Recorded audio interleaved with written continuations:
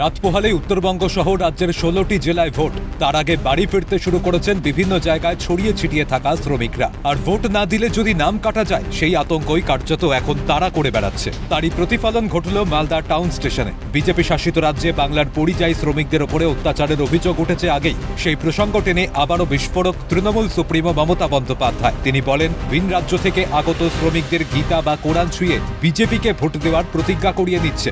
আপনাকে ছোঁয়ালো বলেই ওটা বিশ্বাস করে নিলেন। এরপরেই বলেন, মানুষের অধিকার এইভাবে কেড়ে নেওয়া যায় না।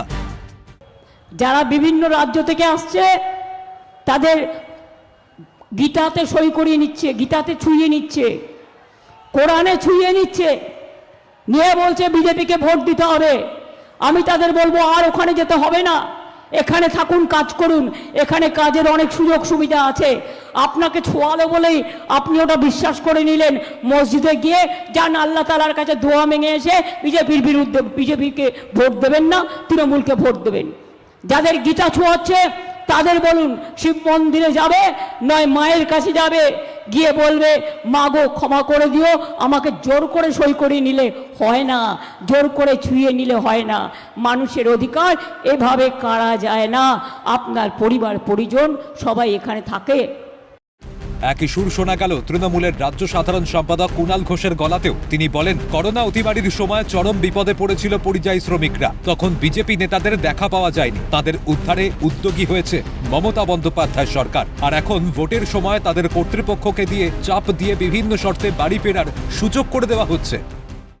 অরিজিনালি করোনা ছিল, যখন পরিযায়ীরা চরম বিপদে ছিলেন, তখন বিজেপি রাজ্যগুলোর বিজেপি সরকারকে খুঁজে পাওয়া যায়নি।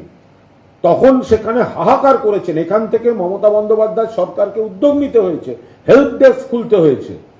আর অন্য রাজ্যের যে পরিযায়ীরা এখানে ছিল তাদের আমাদের খাদ্য, বস্ত্র, বাসস্থানের কোনো সমস্যা হয়নি, ওষুধ থেকে শুরু করে চিকিৎসা থেকে শুরু করে।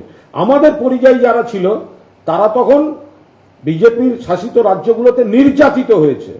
এখন ভোটের সময় নানা রকম খবর আসছে যে তারা ওখানকার যে সমস্ত যে জায়গায় তারা কাজ করে তাদের কর্তৃপক্ষকে দিয়ে চাপ দিয়ে যে গেলে বিজেপিকে ভোট দিতে হবে, এই সব বলে তাদের বাড়ি পাঠাচ্ছে। ওইভাবে হয় না।